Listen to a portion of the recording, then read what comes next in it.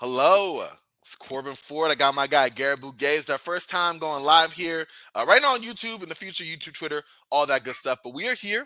We're just going to talk about some of the Heat Hawks game, look forward to Lakers Wolves, and then some random general NBA talk. So without further ado, let's get into it. Got to hit him with the intro.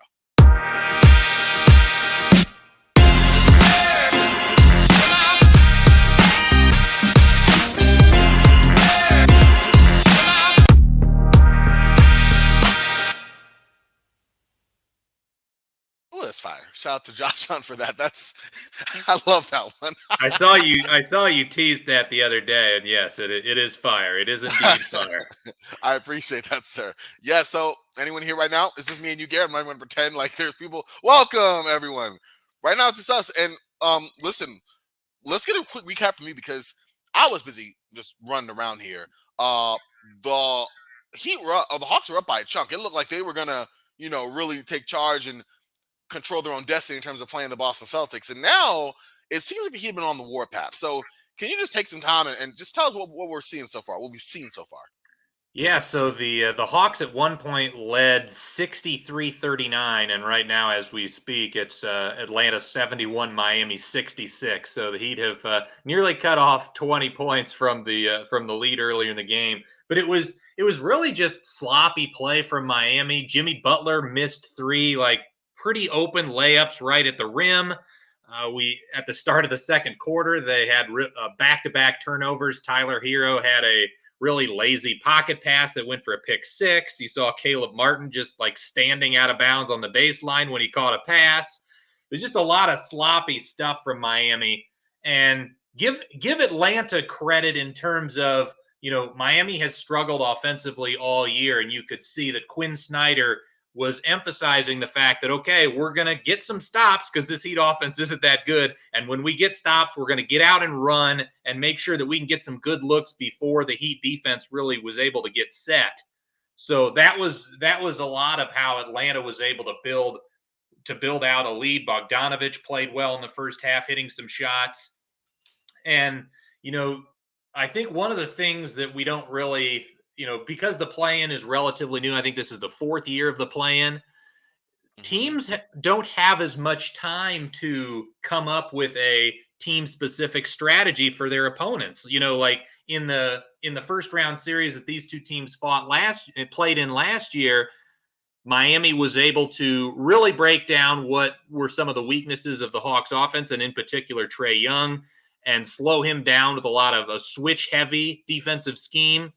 And in the first half, they didn't do much of that, and Trae Young was able to get going a little bit. And again, yeah, the Hawks just getting out in transition and winning some of those hustle play categories, getting some second chance opportunities. But in this second half, the Heat have really sort of turned up the defensive pressure. You're seeing them switch a little bit more, try to grind this Hawks offense down to a halt, and it has allowed them to get back into the ball game. And I should also mention Kyle Lowry had a really nice first half. He scored 19 points and really had a nice run in the last 2.5 minutes. I think the Heat went on an 11-2 run to end the half just to cut it to 15 and give them at least a glimmer of hope heading into halftime. There you go. I like the fact that you said the grinding it out, the Miami Heat way. We know offensively they've been toward the bottom of the league. I think that's just a fact in terms of how they've manufactured points and just their rate of scoring. And when they really come in and make things tough and gum up the works, and almost like you said on defense, on offense, really like attacking Trae Young and putting him into actions and really trying to seek him out, like it spells the blueprint for the Heat to come back. I have to ask you, how do you feel Trae Young's game has been, at least up to this point? Because we've seen his struggles with Miami over the last 2, 3 seasons now. Just specifically, with their defensive attention, with their ability to make him uncomfortable and enforcement of turnovers and out of his comfort zone in terms of shots. Was he pretty strong this first half, did you think? Because right now, what I'm seeing is not looking the same, whatever it was. Yeah, he wasn't dominant or anything, but I think he did a good job of sort of letting the game come to him, and just taking some opportunities. When the Heat went into that conventional drop back system, he was able to generate some good shots for himself and his teammates. And again, like, pushing the pace with some quick hit ahead passes when his team was able to get some defensive stops and get out in transition. So I think he's played a pretty solid game. But as you said, the Heat have the capacity to really slow him down if they get into that switching system, because Bam Adebayo, arguably the best switch center in the entire league, and Trae Young, as good as he is not, an overwhelming athlete by any stretch, and he's also quite small. So he does sometimes struggle with those real athletic bigs that can basically force him to beat them one-on-one. Yeah, no, it totally makes sense here. Going over to the Heat side, obviously Jimmy Butler. I mean, he come off the game being aggressive, and we know that offensively he kind of picks his spots, picks and chooses when he wants to be active, and then how much of a force he's going to be. I think we're getting playoff Jimmy Butler here, but I'm more concerned with Bam Adebayo. I mean, what have you seen from him so far? Concerns, strengths in general. I feel like he's not. I mean, I get maybe it's not his game per se, but he's not really an assertive offensive player, at least in this game to me. And in general, I feel he's like more of an ancillary piece and a guy who can definitely step up, but just kind of seems, you know, in and out there. Yeah, it's he's a fascinating player, and yeah, you watch certain highlights of his game, and you see him face up on the block and dribble past a guy and finish, and you think, oh yeah, why can't he just do that every time? I Mm-hmm. think there's an element though of, yes, he's capable of hitting a mid-range jumper, right? And yes, Mm-hmm. he's a strong guy. He's capable of beasting when he's got a big mismatch, but he's not just like so good at specific things on the offensive end that he can just rely on it, right? If there's a guy that, if he's able to hit 15 footer after 15 footer and the defense has to really step up and invade his space, then his quickness, his drive game would be a little bit more effective. But because that jump shot has never really gotten to a consistent level, a la like a Joel Embiid, defenses are able to sort of lay off and basically ask him to and force him to beat them from the perimeter. That makes a lot of sense. And I think, like you said, we've seen most of that come into play, not even this game specifically, but up and down through the playoffs. But I want to take this time. So I have my first, it's his birthday. So I got to shout out my pops. He's here. Evan Watson, hello, happy 50th, sir. Like that's special Thank guest. you. Happy birthday. Yes, distinguished guest. I appreciate it. You look And like a brand new dollar bill on the screen. I appreciate that. And then You look also, wonderful. I thank you. And also a good longtime family friend, Mr. Tom Gamble, Professor Tom Gamble. How are you? Introduce you all to my good friend Garrett Bouguet. He's been a friend of my show for years. I've been on his show for years. So we all are here now. Glad to introduce y'all all both to the live stream here. How are y'all doing tonight? How have y'all been enjoying the game so far? Good. Happy birthday, Everett. Thank you, Professor. Thank you. I appreciate that. So a good birthday present for me would be watching Jimmy Butler really go off. But I haven't got a chance to watch it. I've been running around all day. But from what I heard you say, that Miami's they came out aggressively, huh? So yes, like they came. Jimmy Butler specifically came out aggressively. I think the Heat came out nervous. Like there was some turnovers, a lot of missed shots, and the Hawks. We like point out like as far as building up their transition play, they built up. What was it? As high as a 20-point lead or something, Garrett? Like they built 24. up 24. There you go, Tom. Yeah, they built up a huge lead because Miami came out, I think, with good energy, but just nervous, kind of skittish, and they weren't converting shots. But now I feel like the Heat have kind of come back into their game. Like Gary was talking about how they turned off the water of Atlanta a little bit on offense. They're not only being more aggressive, but they're being pointedly aggressive. They're seeking out Trae Young and all the actions. They're going for him relentlessly, and therein lies the problem. That Atlanta has to kind of deal with because he is driving their offense, but is like an obvious weak link to keep attacking defensively. And by slowing down the game, you're forcing Atlanta, who's, I mean, it's hilarious to me. I think, Tom, you guys, Dad, as well. Like, Atlanta to me has been, they're not, to me, they've just been mediocre, right? Like, they're just such an average team across the board, but like they want to run, right? And if they're not, then you have like average shooting. Trae Young can kind of create shots for most teams, but Miami's really his kind of kryptonite. DeJounte Murray is a solid offensive player. And I think he's had a decent game so far. But like they don't have the guys who can say, okay, consistently take over, let's go get some points. So they really need transition to kind of fire up their attack. And when it's thrown to a crawl, it's Miami style of play, and Atlanta's not catching up right now, or Atlanta's not keeping their lead rather. Yeah, right now they're back up 9, and in part because they've been able to continue to do well on the offensive glass. They got 14 offensive rebounds in this game to Miami's 4. So despite the fact that I feel like the Heat's defensive intensity has picked up, Atlanta has still been able to maintain this lead just via making hustle plays and getting second chance opportunities and getting to the free throw line. But Miami has definitely picked up the intensity here in the second half and has definitely made this a game. For sure. Tom, you have any analysis from what you've seen so far? Yeah, I was going to say, like you mentioned, Jimmy Butler is the is the cog to intensify the pressure. So, but I noticed earlier though that Atlanta was shooting the ball well from the outfield, from the outside. Bogan was hot, and as long as he's wide open, he doesn't miss. Yeah, he's been shooting like I think 50% from 3 since February 1st. Yeah, he's somebody. He's one of the few guys on the Hawks that you do not want to leave open. that is for sure. That's for sure. I think while we're watching this action unfold, I know that we talk about hoops and Tom as well, and Garrett. All of us talk about it. It's been a long season. We're looking into the play-in. We're looking into the playoffs. But I want to take a minute and look back and really kind of reflect on what we've seen so far this season. I mean, we're still watching this action. If we see any big plays, we're going to feel free to jump in and interject and kind of add analysis. But there's been a lot of basketball played this season, right? All 82 games, a lot of ups and downs. Let's kind of get everyone's favorite moments from the season. I mean, from the regular season, rather. If you want to get started with, I just want to tie in that it's funny because when you look at Atlanta, see, I'm from New York, so I feel a certain way towards Atlanta. But the funny thing is, I live in Phoenix, and I still feel the same way. It seems like Phoenix cannot beat Atlanta to save their life. That's what it seems like from what I've seen. Please correct me if I'm wrong. It seems like Trae Young and Collins got our number. Granted, we got Kevin Durant now, but if he can stay healthy. But it seems like if styles make matchups, being out of Phoenix, it seems like I remember they came into Phoenix and they gave us a good butt whipping.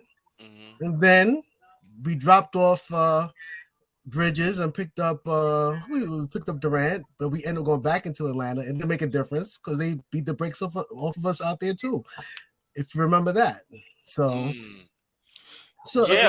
But in general, during the course of the season, what I've seen is like whether it's even Detroit, and I see Chicago, and I see Miami.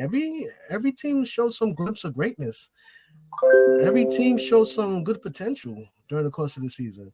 And the teams that you think that were dominant, now you got to question, because now I'm starting to think that Celtics might not be deep enough now. They had some tough losses. And mid-season, I thought Celtics was a shoe-in. Like, they're going to win the championship. Like, now I'm starting to question that now.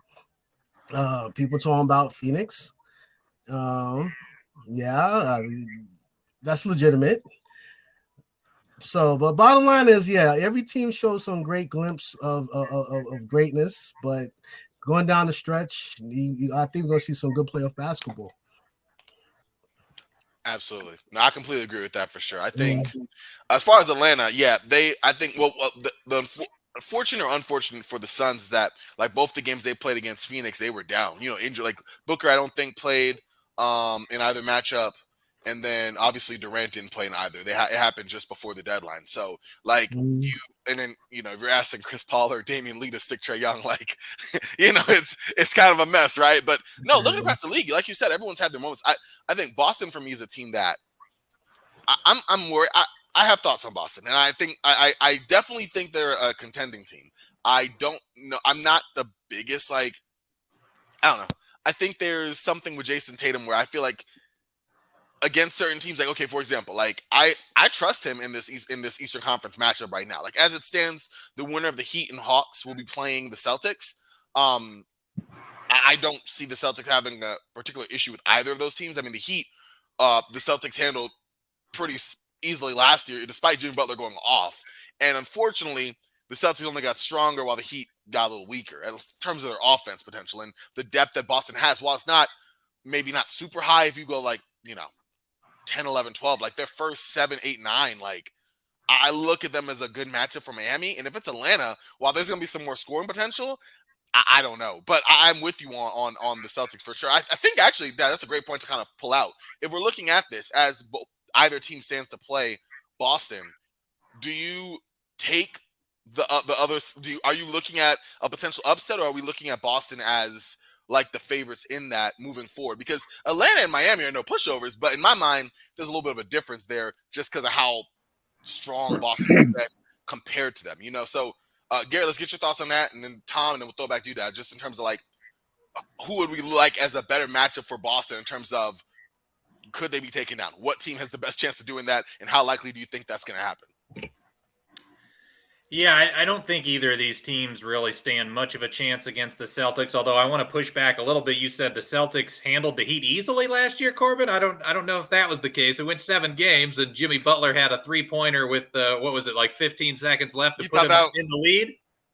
You thought that was okay? I thought some of that was Boston not playing full strength rolling, because once they got in the next round, Milwaukee, that was nothing. But I'm with you. I think you're right. I think. Well, no, Max Strus missed. That was the Max Strus phone the line 3, wasn't it? Or was that? I'm thinking of. That might have. That might have been all same series. But yeah, the Butler 3 that was just short in transition. Oh, you are right. In Game 7. Yeah, nope. That's a mental on me. I forgot about that. Okay, then I will give you that. Okay, all right. I will give you that. But regardless, the Heat aren't the same team this year that they were last year, and I would argue the Celtics are even better with the addition of Malcolm Brogdon. And I feel like the likes of Jason Tatum and Jaylen Brown they've continued to get better. The elephant in the room, though, is Jaylen Brown cutting his hand. According to him, he cut his hand apparently in the middle of the night, knocking over a vase and trying to pick it up with his shooting hand, no less, and cutting it. So it remains to be seen if he's, going to be. I think they said he's expected to play, but is he going to be 100%? Is that going to bother his jump shot at all? I mean, that's kind of a big deal, and not just for a potential first round series, which I think they can still win even if they have a injured Brown, but in the second and third rounds, it's a big concern. They need Jaylen Brown to be an elite player if they want to go where they want to go. Tom? Well, yeah, somebody who doesn't root for the Celtics, I see them as the one who's got a chance to challenge Milwaukee. I mean, I'm rooting for the Sixers, but it's ironic that people are talking about Doc losing his job if they don't make it to at least the conference finals. Well, that means beating the Celtics, which that's a huge task, and they're behind them seed wise, and I think matchup wise, for years the Sixers have had a tough time matching up with the Celts, and a lot of it was it seems like Al Horford plays like a genius with the Celtics, just not for the Sixers. So it'll come down to those two, and then I could see the Celtics getting through that. But watching this game tonight, it looks like they'll be facing Atlanta because Atlanta's just way. No, for sure. Dad, you look at both the Heat and the Hawks. Would you like either specifically against Boston in terms of just competition wise? Well, I was, two things I was pretty surprised at. I was surprised at how bad Atlanta was this year. I thought they'd be better, but then I was also surprised at the way they came out tonight. It still got a quarter to go, but. No, they definitely have come aggressively. I mean, right now it's a 10-point game. Miami's still trying to get in there, but Atlanta's been playing really well. I mean, not shooting the 3-ball well, but also Clint Capella 17 rebounds already. Like, he's been dominating the glass, at least on his part, which has been helping them. But if you look at that between the Heat and the Hawks, like I said, your own personal matchup in terms of what you would like to see in terms of a matchup against Boston. Mm-hmm. I think Boston can handle either of those teams easily. You know, you gotta go back to Tom was saying. Now we talking about Milwaukee. We talking about Sixers now. Those you know, outside of because now we talking about the elites of the East. Um, can David be Goliath? No, when I say can David be Goliath, now we start talking about how good are Brooklyn? How good is the Heat, Hawks? Even Knicks because everyone's singing Brunson praises right now, and Knicks is actually they fun to watch. Could they actually beat one of these big teams? Could actually give Celtics a fight? Down the stretch. So yeah, so I don't have no dog in the race when it comes to let's say it's not until we get into later on in the round when the Celtics have to really face some tough teams. That's when it's going to be very interesting. But as far as Heat and Hawks, they should just breeze right through them. If you ask me, just easy breezy. Definitely. Yeah. I feel that for sure. I Mm. want to kind of look ahead. I think we have some other matchups here that are well. Let's talk about. We'll end on tonight's live matchup before to take us out. So we'll finish with Lakers versus Wolves and just previewing that. But one series I think is interesting, just because I've talked to 3 different people and have 3 different opinions on it, and I know Gary and I are gonna have a show coming out later this week. But I have 2, of course, a native New Yorker, my pops, a guy East Coast, and Tom. We got to talk Knicks versus Cavs. That's the 4-5 matchup. Uh, that's going to be an interesting one, in my opinion, in terms of seeing JB Bickerstaff versus Tom Thibodeau in terms of coaching. As far as the matchups during the regular season, I don't know. It's one of those things where, like, looking at it, I think it's what the Knicks won 3 out of 4 this season. Yeah, the Knicks won 3 out of 4 this season. The last one they won by what? Yeah, the Knicks won the last one by 15. And that was what 2-3 weeks ago. But so far, the Knicks have been pretty good against Cleveland, even though at this point, there's one injury concern with Julius Randle in his ankle. Now, granted, he's been able to get some more additional rest time to kind of get some recovery before the series starts this weekend. But I want to get y'all takes on this matchup because at first glance, I look at it immediately and I think of Cleveland. I like the backcourt of Donovan Mitchell alongside Darius Garland. I like the front court of Jared Allen and Evan Mobley. I have Evan Mobley up as my Defensive Player of the Year award. But then if you look at New York, I mean, I think that if there's a team that can kind of give some good kind of kryptonite, and obviously show in the regular season, despite injuries, like I think it's New York. Jalen Brunson, we see how he steps up in the playoffs, right? Julius Randle, I mean, he's a problem. Like he's up and down, but consistently the guy is an all-star. The guy is a problem. So I kind of want to get your take. Start with you, Dad, Garrett, and then Tom. Just looking at the Knicks versus Cavs, and not even just off of what you've seen, but what do you think in terms of the potential matchup? How many games you kind of see it going, rate of interest and excitement. Let's get all that. When I see this matchup, I'm just thinking about why is Donovan Mitchell not playing for the New York Knicks? That's all I get out of it. It's like Nick front office. Like, what's wrong with these people? Like, are you serious? that's what I get out of this matchup. That is true. That's a good no, point. But it's funny because I was listening to. I forgot what I was listening to, but bottom line is when you look at the player Brunson. And he's really the truth out there. He's really that good. Now, is he going to be a difference maker for the series?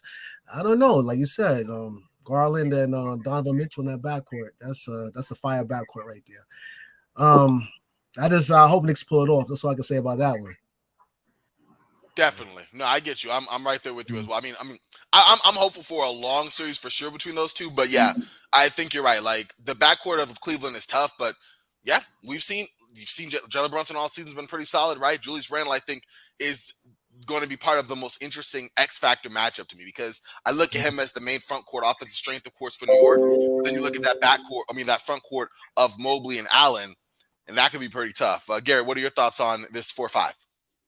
Yeah, it's a real fascinating series, I think, because both teams prioritize the rim protection, right? With Cleveland, you've got the twin towers of Jared Allen and Evan Mobley, and New York pretty much consistently plays with a traditional center and the likes of Julius Randle and Obi Toppin. So both teams go big. Both teams want to take away the stuff inside. But then on the other end, both teams, I think, excel, scoring from the perimeter. With Cleveland, Darius Garland and Donovan Mitchell, both are really good off the dribble three-point shooters. With New York, Jalen Brunson is kind of a mid-range maestro, and Julius Randle, when he has it going, which again, big question mark, X factor in the series is Randle and his health status and how well he's going to play. But when he's got it going, he's got the three ball, he's got the mid-range game. But the Cavs are going to likely put, I would imagine, Mobley on Randle. And I think that's going to be a fascinating matchup, how much Mobley can disrupt Randle, because when the Knicks were last in the playoffs and played the Hawks in the first round, Randle had just a horrendous series. So, his play is going to be a key factor in things. But, we've also seen Jalen Brunson, I think, put up 48 in that last game against the Cavs. So he's capable of going off, and the Cavs, don't have a lot of defense in the backcourt, despite the fact that Mitchell and Garland are both really talented on the offensive end. Absolutely. Yeah, that's definitely a matchup to look at for sure. Tom, what are your thoughts on it? Well, I kept thinking about the front court with Jared Allen, because with Mobley there, that he's kind of, some beef to help up front, and Jared Allen is going to swat some shots. I could definitely see that happening in this series. Could end up being, quite a low scoring tough battle. But yeah, I don't see Donovan Mitchell letting the Cavaliers lose. But yeah, no, I feel you on that. Mitchell, I mean, like Dad said, should have been a Nick Mitchell. Has averaged 28.3 points per game. Put in just tremendous efficiency. Definitely, I mean, in terms of his play this season with Cleveland, 4.3 rebounds a game, 4.4 assists per game. Like, he's been a near perfect fit in Cleveland alongside Darius Garland, whose numbers in production didn't really drop off at all, despite having another guy who's a high volume playmaker. So that's been great. And also Evan Mobley and Jared Allen, the defense that they anchored to finish first in the NBA in points allowed per possession. So they've been pretty solid regardless. The Knicks are going to be tough. That's one that's going to be interesting. The Cavs actually, in the 3-1 series that they played 4 games this year, the Cavs' only win was the very first time they matched it back in October. And that was before Coach Tibbs shuffled the rotation, got the Knicks where they've been recently. And Donovan Mitchell was a blaster. That was in Cleveland. He put in 38 points and 12 assists in that game. But since then, New York won every other one. Now, with that being said, Jared Allen missed a game during one. Donovan Mitchell had just come off of a 3-game miss due to a groin strain, and he aggravated the injury there. And then the last game they played 2 weeks ago, Jared Allen was out. Isaac Okoro was out. Julius Randle had sprained that left ankle. So it was just a mess. With that being said, we all know that the regular season doesn't mean anything right now. It's all about the playoffs. So I'm going to get bold. Why not? We're out here live. We might as well just do it. Let's get some predictions here. I'm going to throw it to you, Dad. Listen, I got to go with the New Yorker first. Then we're going to run it back around Mr. Gamble and Garrett. And then maybe I'll share. I'm just kidding. I'll share mine as well. But do we have, just throwing out in the wind, a prediction on this series? You know what? I think we should take a look at that Suns Clippers series. And I just want y'all to, what's going to happen in the series? Y'all tell me what's going to happen in this series. This sounds exciting to me, but please, I want to know what y'all think. I mean, we can jump there instead. We'll okay, real quick though. I'm gonna get you on to answer that real quick before we move on to Suns Clippers. What do you think about this Knicks Cavs? Knicks in come out? My bad. No, you're good. I'm interested too. All right.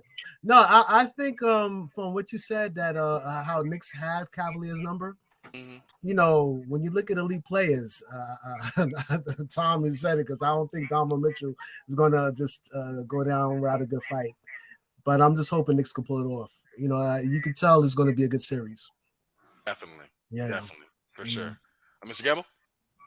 Well, for the Knicks to win, I got to see Jalen, shooting more than Barrett, because, Barrett has those nights where he kind of shoots him into a rough spot. And if he's hot, it's great. But a lot of times his percentage isn't as great, only because it seems like Jalen Brunson gets into that spot in the middle of the court where You know, he's pretty money. He's kind of like the Chris Paul from the mid range, where he could kill you all day with those 2 pointers. So, but I'd still take the Cavaliers in the series only because I think their beef is even bigger. Even though Jared Allen might be kind of skinny, but he's gonna be able to control the boards. I think a little bit better, and Cleveland takes it.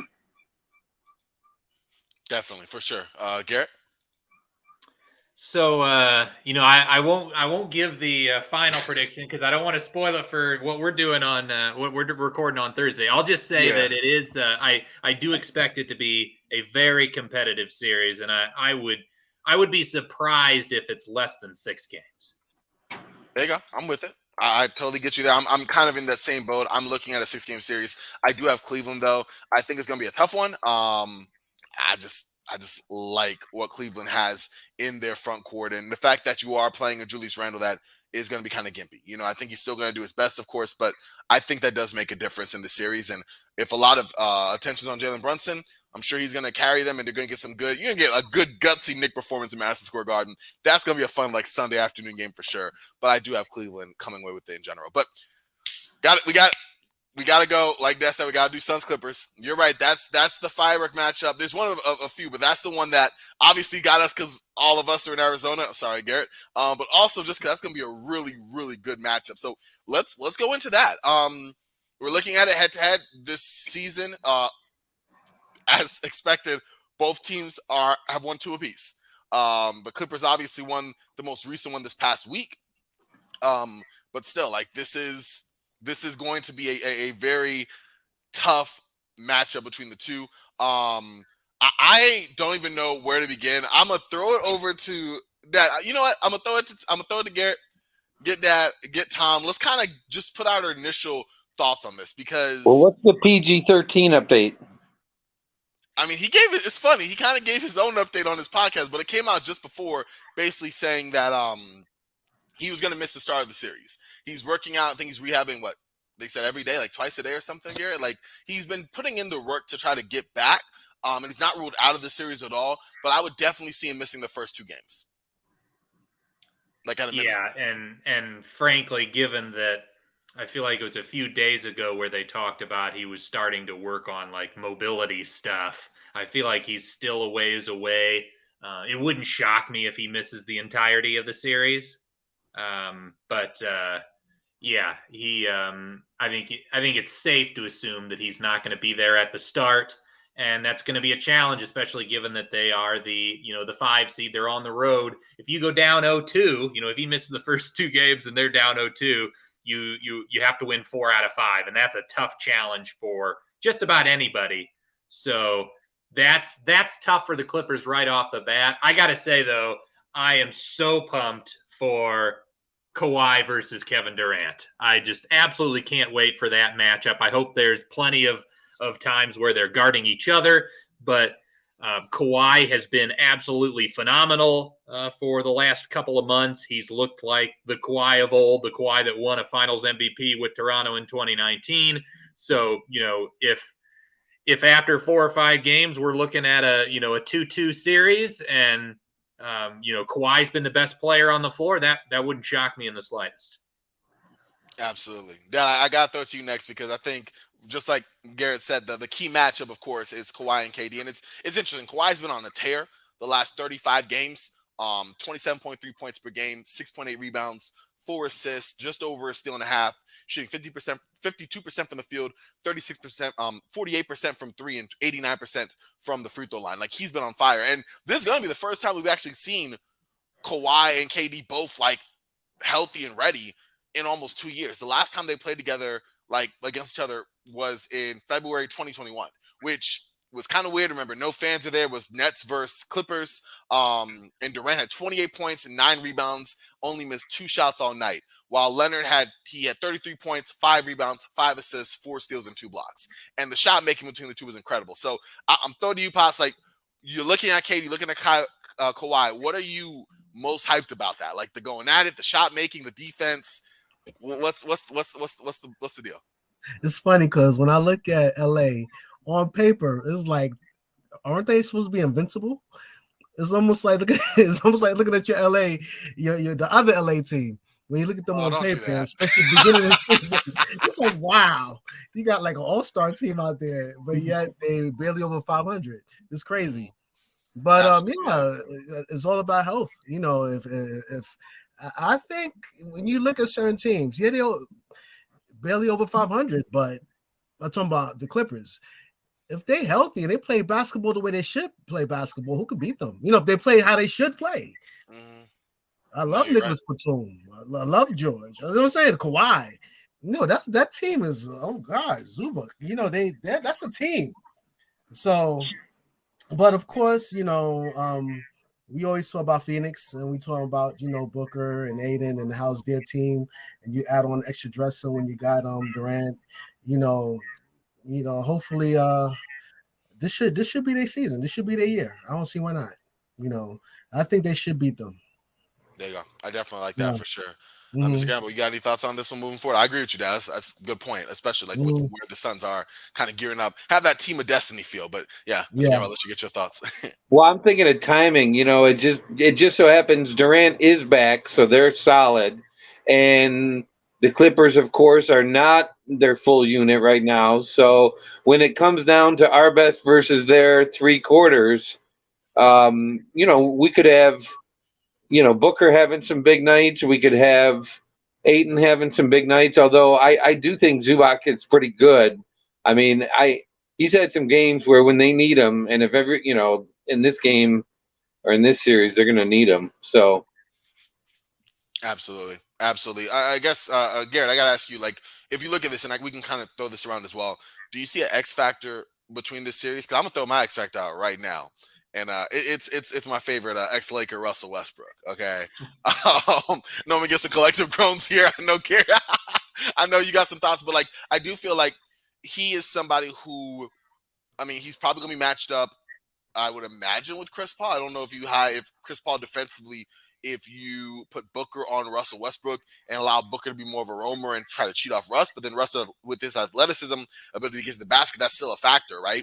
And his post-up play was pretty good, but I think that he's somebody that, at least while Paul George is still coming back, can kind of help to drive the offensive attack while alongside Kawhi, can push the Clippers pace and kind of keep them in transition game where they're a lot more successful. And if he can get his scoring to go as well, I think that could be a significant advantage for the Clippers. So I have Russell Westbrook as my X factor. He's been really solid with the Clippers. He has ups and downs, but I think he's been in a role that fits him a little bit better. And just like I thought he would be with the Clippers, he's on a team that hides his defensive weaknesses and plays to his strengths with outside shooting. Something the Lakers didn't have during his time there, at least not all at one time. So it definitely kind of elevates his level of play and hides some of his weaknesses there. And I really think he can make an impact against the Suns team. So that's my X factor.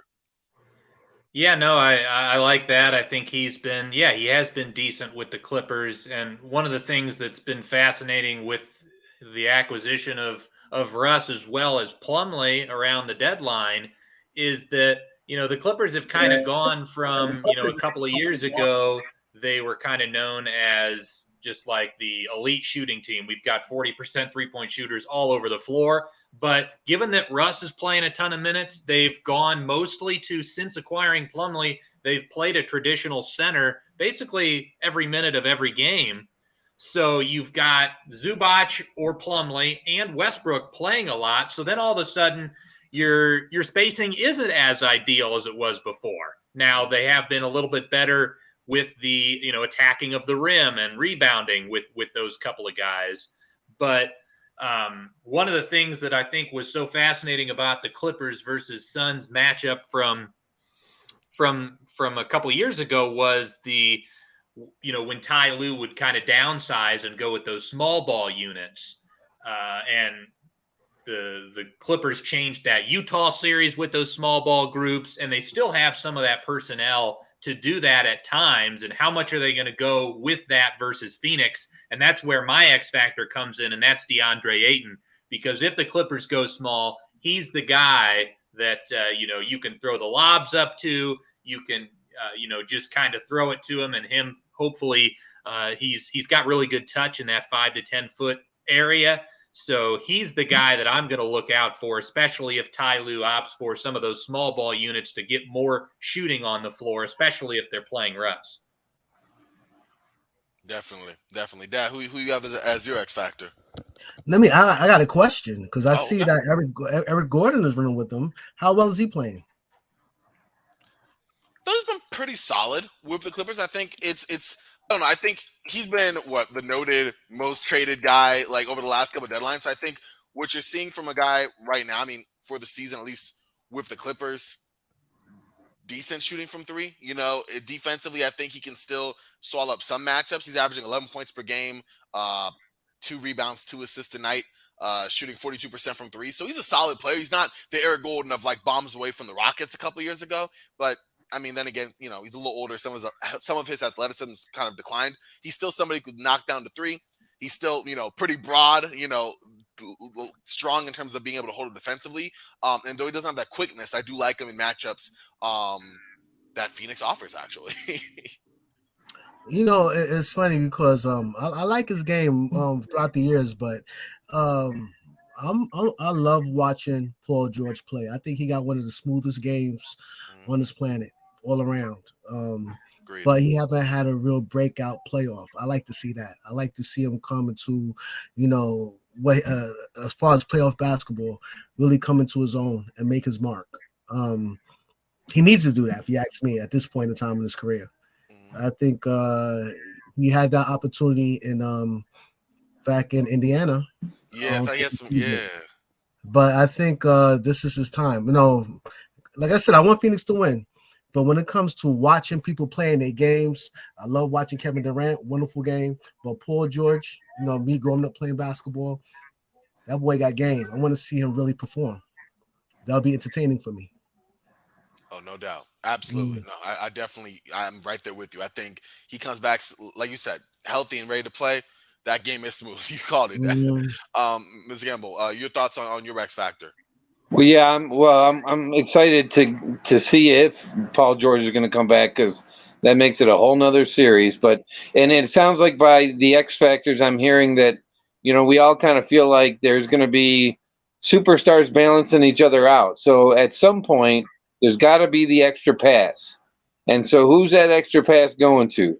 I mean, the Clippers are deep, the Suns are deep, especially in their starting lineup. I mean, if you're Russ, you might guard Booker, but if you can only guard Booker or Paul, so it might end up being, Paul getting that mismatch and hitting those 15-foot elbow jumpers all night long until they stop it. So that is true. We know Paul can do that. I'm definitely actually interested long term to see how Chris Paul plays deeper into the series because he will be turning 37 midway through the second round, I think.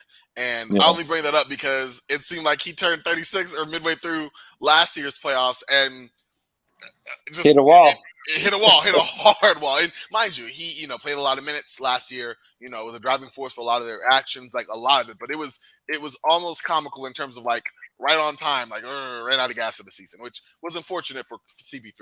And that was before his unfortunate injury again, which I think at this point, sadly, is something that's an annual tradition. Hopefully not this year, because you definitely want to see these Suns at their healthiest. I think, like Dad said earlier, like this is a squad that it looks right for them. I'm even with their bench, which is one of the concerns I have. I just don't like the strength of their bench. Might not even be that significant factor in the playoffs because the two guys coming off the bench, mainly in Torrey Craig and Josh Kokie's been more of a fifth starter at times. Biyombo, even Campaign, like they could still help in terms of defense and kind of greasing the wheels of the Suns offense in a way that they're not going to be exposed too much, in my opinion, since they're not playing so heavy minutes. So yeah, I'm definitely with you. I think this series is going to be one that's going to be really fun, and especially like I think we all agree, if Paul George is back, I'm definitely get your popcorn ready. With Paul George is back healthy, I think we all have to say that, right? Because if he's back, it's cool, but if he's not looking like he does, it'll still be fun to watch just for the KD Kawhi matchup. But that could be interesting. As a Suns fan, I'm hoping it's over before PG gets back. Yeah, it's true. I'm about to say, yeah, we have some Suns agendas here now. I feel that. Definitely. No, for sure. got to jump in here and mention that looks like Atlanta's going to pull this one out. They just got another bucket off a second chance opportunity, another offensive rebound created by Capella. They're up 13 with a minute and a half to go, despite a pretty heroic effort from Kyle Lowry, by the way. I believe he's got 33. Jeez. Kyle Lowry wake-up game? I mean, okay. I gotta say real quick, y'all. That's one thing I feel bad. Kyle Lowry this season it's not been a great season for him between injuries and a little bit of age. I didn't realize he's actually. Well, is he? Let me see real quick. No, he is not. I was gonna say I think he's older than Chris Paul. Whoa! Go figure that, right? Like I'm sure people didn't realize that. Whoa! Yeah, because I thought I said Chris Paul was turned 36 last year. I was mistaken. He was turning 37. This year's playoffs, he's gonna turn 38. But yeah, no, he's older. He's older. Wow, that's wild. I did not. I really hope they Oh no, I'm space wrong. his I got minutes. mixed up. Huh? For Chris Paul, I hope they space his minutes. I mean, Campaign is a good spark plug, but somehow they got to keep Chris Paul fresh. Yeah, no, that's for sure. I think that's Yeah, gonna be but imperative. if you ask me, when you watch Chris Paul play, especially in the fourth quarter, when he gets to his shot inside the paint, when he gets rolling, that's gravy. That's extra. You know what I'm saying? We shouldn't have to rely on that. I think that Chris Paul, he's at a point of his career where, let's look at Phoenix. This is Aiden's and Booker's team. They really going to have to step up in the fourth quarter, late in those minutes. Yeah. They got to really show and prove late in those minutes in the fourth quarter. I love when the fourth quarter they love to go to top of the key and run Booker off, and then from there he work his shot, mid-range game, get to the hole. Yeah, he's being a star he's supposed to be now. Mm-hmm. Let's see, but now you do got some length with that Clippers, so let's see what happens in the fourth quarter when it gets down to nitty-gritty. Let's see how it works out in the fourth quarter. Absolutely. Excellent points. Absolutely, for sure. Mm-hmm. We got a little bit of time left because this game's going to wrap up, and we got, of course, Timberwolves and Lakers coming up. So it is about the perfect time right now to kind of give a brief preview on that. Now, we know the Timberwolves are going to be down a little bit. They had just a horrendous final day of the regular season. Rudy Gobert punching his teammate Kyle Anderson in the middle of a timeout. Now, Rudy Gobert suspended for a game.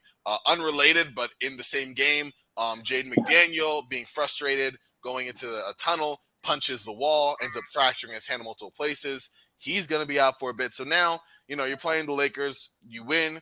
You get to play the Memphis Grizzlies moving into the playoffs officially. You lose, you're going to play the winner of the Thunder versus Pelicans tomorrow to see whether you stay in the playoffs or not. But for the Timberwolves, you're coming in without your best interior defender and your best perimeter defender against a team that has Anthony Davis and LeBron James. So that's going to be interesting. I don't know where obviously I'm a little biased here. The Lakers have won 18 of the last 26 games since the trade deadline. They've been on fire this season. They do run hot and cold, especially with their outside shooting, but I don't think it's going to be that big of a prediction for me to say I'm taking the Lakers. But Dad, I want to get your thoughts, and then Tom and Garrett, we'll get back to you in terms of what do you see about this game tonight, and who are you kind of leaning toward, or what are you thinking? Just general thoughts on these two teams. Well, I haven't been watching the Lakers, but for me, I don't know. It's to me from what I do see about Lakers, isn't that another team on paper that should win like every game? When you look on paper, deadline, I could agree with you. Yeah, deadline. Yeah. So my thing is, are they going to step it up for the playoffs? When you look at teams like Lakers, you wonder how they barely make it in. But yeah, that's true. They're obviously not playing the best ball, but now it's a new thing. It's playoffs now. I hope your team does well. That's all I have to say.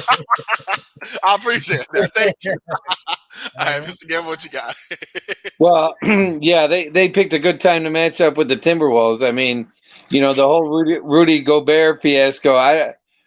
There's a wonder why he gets ousted in one place and then and not welcome in another. But it didn't affect the spread as much as I thought it would, though, because I thought for sure as soon as Gobert's out and then punching a wall.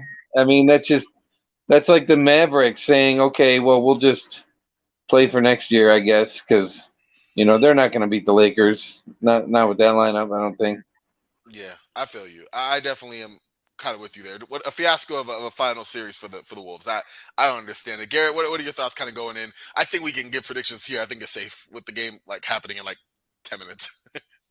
Yeah, I mean, it was a disaster in every respect, except for the fact that they won the game and were able to get to the 8 seed, which is a pretty big difference between being the 8 versus the 9, because you basically you get 2 chances, right? If they lose this game, they get another shot, and that game will be at home. So, yeah, it was obviously a disaster in that they lost their starting center and their starting small forward, but the fact that they won was a big deal, and I assume that I haven't gotten confirmation on this, but I would assume that Kyle Anderson and Torian Prince would be the replacements for Gobert and McDaniels. That would make the most sense to me, at least. You keep up at least some size there, and I'm going to pick the Lakers. I mean, they've got home court. AD and LeBron are tough to beat. But I will say that I feel like a lot of people are just sort of throwing in the towel for the Timberwolves and saying they've got no chance. But they've still got Anthony Edwards. They've still got Karl Anthony Towns. In a one-game scenario, either of those guys going off can make this competitive, or the opposite scenario where say LeBron James or Anthony Davis has an off night. When it's a one-game situation, anything can happen. I'm going Lakers, but I think the Wolves have a chance. I can see that. I could definitely see that. Obviously I'm going Lakers on this. I think if Ant gets hot, it's a problem. Only because the Lakers backcourt, that's just a lot. I mean, Jared Vanderbilt can guard one of the two. I like Vanderbilt on Edwards. I just think Edwards is a little more shiftier, but Vanderbilt's kind of the Lakers designated like stopper in terms of a wing guy, with AD being able to kind of guard, the big offensive threat, in this case, Karl Anthony Towns. So I definitely see that as an interesting matchup. Looking at the starting 5 for the Wolves, you were correct. It's going to be Mike Conley, Anthony Edwards, Torian Prince, Kyle Anderson, and Karl Anthony Towns. And for the Lakers, it's going to be D'Angelo Russell, Austin Reeves, Jared Vanderbilt, Anthony Davis, and of course LeBron James. So that's going to be a fun matchup for sure. Definitely looking forward to seeing how that kind of goes down in literally less than 10. So that's exciting. But kind of going back, just before we kind of wrap this one up, looking at the Hawks and the Heat. Hawks won 116-105, so they will be playing the Boston Celtics. I got to say, I did not see the Hawks coming out with the level of aggression that they did, and they were able to withstand a Heat push. Yeah, it was, again, the first half, it was a lot of just, getting stops and getting out and running. And then, towards the end of the first half, as well as a good chunk of the second half, they just absolutely dominated on the offensive glass, getting second chance opportunities. Capella with a monster game. So they just, it seemed like, you don't say this often with a Miami Heat team, but they got outworked in this game on their home floor, which is a little bit of a surprise. And, despite the fact that Atlanta had a putrid offensive performance in the postseason against the Heat last year, they were able to get things going, and even Trae Young himself had a decent night offensively. Wow, that's wild. And so now I got to ask you, Dad and Tom, one last question, because with the Hawks moving on playing the Celtics, we already talked about that, but now the Heat, they drop down. They host this next game, but they're going to play Friday against the winner of the Bulls versus the Raptors, and that game's tomorrow. So whether Miami, Chicago, Toronto, of those 3 teams, who do you see kind of making it out and having the privilege of playing the Bucks in the playoffs? Tom, you can go first, Dad. If you want to go first, whoever is hot off the draw with the answer there, because I'm curious. Trae Young says, "You're not going to trade me." There you go. Dad, you got thoughts? Now, my thoughts is Chicago is an interesting team. They could beat anyone and they could lose anyone, huh? Yeah. Well, that's what these playing games are so weird, because just when you think some team is out and they're not playing for nothing, then they show up and play huge. Yeah. No. During the regular season, I watch some of these Chicago games, and sometimes I literally see, I'm like, I ask other people, like, did you literally see Levine just take over games? I'm talking about Jordan just take over a game. I grew up, I see the look in your face. Trust me, I know it. Yeah, I like Levine. I'm being funny, Dad. I've seen where he takes over, literally defensively, loose balls and key shots, just take over a game. And there's been I've seen him do it more than once. I find it interesting. Yeah. So yeah, it's a mystery why they're not better. I don't know. Yeah, that's the thing. No, you're right. I agree with both of you. That when you say I laugh because I feel like Levine is like the biggest up down on that because he can take over games. He can be the guy that he thinks he is, that the Bulls think he is in terms of that franchise level guy. And then you have games where he just disappears. And like Looks lot like of those guys are just recirculating or yeah, because like you'll have games where like, and that's what I was laughing only because I'm like, there was a game where what was it 2 weeks ago? Like so Ever, who do you got winning the whole thing? Oh well, yeah, we gotta get back to that. That's true. Oh, winning the whole thing? Yeah. I'm gonna stick with the Valley of the Sun. I love it. Well, they should be favored now. When those guys are all playing, it matters who's healthy. If they're healthier than the Nuggets, and then I don't know if they can match up with Giannis, but it'd be nice if the Bucks versus the Suns. I'm rooting for the Suns and Sixers, but how about this? How about if I say we gonna go for the Brooklyn Bridges? I mean, I'm about to say we can really talk Brooklyn. I'm sorry. That'd be crazy, but I wouldn't mind seeing it. Listen, it'd be nice. I don't know. Brooklyn, they're in the playoffs. Like, let's go Brooklyn right now. The Brooklyn will be lucky to win a single game. I tell you, Jalen Brunson. Philadelphia. I used to love watching his dad play. Mm-hmm. Rick Brunson. Brunson. Oh yeah. Yeah. But no, you're right. But yeah, no, Jalen Brunson, he's solid and his pops was a baller too. But yeah, Nets versus Celtics, that's gonna be tough. Yeah, that's gonna be tough. I know we're gonna talk about it later, Garrett, and I might change my mind. But even in college, I remember Jalen Brunson just working his way into the key, getting off that little 10-footer, and so money on it. Mm-hmm. No, for sure. Definitely. Yeah, we aren't actually going to be talking Nets Sixers. So if you wanted to, but I've also seen Barrett have some games where he's like 5 of 20 from the field. So the RJ, true. Right? Yeah. Yeah. Well. I was gonna say real quick, we're wrapping up just a little bit on time here, just shy of an hour. So for our first time, I still don't know why they decided with an all lefty lineup. Yeah. Well, going back, I'm sorry. And they still got Fournier, right? Fournier, he shoots the ball. They still have him. Yes. No, he's solid as well. Definitely. I mean, he's not been in the rotation, but like I'm sure he will get run. And if they need some firepower in terms of shooting. But yeah, no, he's been kind of glued to their rotation, glued to their bench since I want to say All-Star break. Hold on, Tom. It sounds like you want the Knicks to win this, huh, Tom? Well, I'd like to see the Knicks win, but I don't. I mean, it'd be a struggle. But I tell you that we're going to see the difference in Eastern Conference basketball versus West Coast basketball because there's going to be some slower games, some lower scores. Absolutely. It's gonna be interesting. I mean, real quick, fun fact. I think they said this is the first season. So yeah, I heard rumors that they want to trade Trae Young. Yeah, there was talk about that. There was. And then he comes out and does what he did. I don't know what happened to Miami this year. They seemed like they had the same guys. Like they should be good, but yeah, Miami's just been. It's been up and down for them. Injuries, their offense. They're going to be put to the test now. They most definitely are. That is for sure. All right, so, but I am going to pull. We're going to call this one a wrap on this first live. This is wonderful, Corbin. I appreciate it. Young man, what's your name, young man? I'm Garrett. Gary?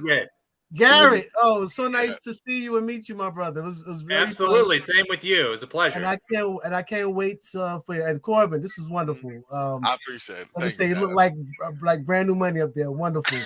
I appreciate you. I gotta give a shout out to my pops for 2 reasons. One, it's his birthday. I don't want to give the age. If you feel like doing that, you can. But happy birthday, my pops. Oh, you put half century. You did put right? that. You see my name? I do. The big 5-0, yes, sir. So we gotta give our props to him. If it wasn't for Pops teaching me ball, loving ball, there would not be this right now. So props to you. That happy birthday to you. Yeah, happy Also, birthday. yes, absolutely. Also, he's actually Thank you. for And the first live here. this was a great gift. Definitely, I appreciate that for sure. And Mr. Yeah. Gamble, And thank you for taking the this was time a as great well. gift. And it's so nice to see you, Tom. I appreciate you coming through, Tom. This is great, man. Yeah, Thank you. It's been a great birthday present for me. I appreciate this, guys. Definitely, that for well, sure. let me know when you can get together. We will definitely do that. I definitely will make sure to keep. I that know Definitely. Grand Canyon's playing ASU in baseball tonight. Oh wow, I was not aware. Okay, that's a good. Oh, we're Arizona matchup. at GCU? I think so. Oh wow. Okay. Well, real quick. Yeah, no, that baseball. No, real quick. I know we got to go, Corbin. Just to let Oh you no, I'm know gonna that give. No, the you're fine. shortstop for Grand Canyon. Mhm. No, he's like ranked number 4 in the nation. Who's his dad, Tom? His dad's like a big time 10-year baseball player, but literally phenomenal. They have a phenomenal baseball team, and the facility is great. For The baseball ASU field. So or yeah, GCU? no, I'm talking about ECU. Yeah. What do you know the last Yep. name? So I don't know. Yes. Everyone talks about this young man. She won the tournament last season. Mm. I'm gonna put it up real quick, but yeah. So anyway, I'm holding you up, Corbin. I'll talk about that later with Tom. No, you're fine. No, but, no. I yeah. was gonna let Garrett just share where his All right, are we cutting out then? Not yet, not just yet. We're gonna let Garrett share his Should Twitter. I sign out? You can if you like, That's for right. sure, Mr. Gamble. Yeah, you definitely can. But thank you again for coming on. We definitely appreciate you, and Dad, again, thank you both for coming on for sure. And we're doing this again. This is a definite. All right, and then Mr. Bouguet. Oh you wanna tell yeah, people where they can especially find you you? want to do it big like this. This is wonderful. No, we got to. We have to. I'm about to say this is the first of a few. I think we're gonna kind of refine it and definitely figure out how we can kind of do these in between playoff series and do some recaps. There's a lot of potential here. It's like you said, there's a lot here, Dad. So we definitely got to make this happen. Thank you for sure. Right. Definitely. And Garrett, just where folks can find you. Yeah, you can find me on Twitter at Garrett Bugay, GarrettBugay. Yeah, I'll be tweeting plenty about the playoffs as they're coming. Very exciting time of year. And Corbin will be joining me on my podcast, Duncan Dynasty. We're going to record an episode Thursday night. It'll probably be out sometime on Friday, basically going over some of the series that we even briefly discussed here tonight. So looking forward to that. Definitely. It's going to be a lot of fun. I can't wait. So one more time, for my pops, for Mr. Gamble, for Garrett, for myself, we are all Frosty. Y'all say Frosty. I'm going to play just one more time that intro. We're going to make it an outro. Why not take us home with it? Thank you again to anyone who popped by, stopped in. We definitely appreciate you. There'll be more coming. But until next time, y'all, we'll talk soon.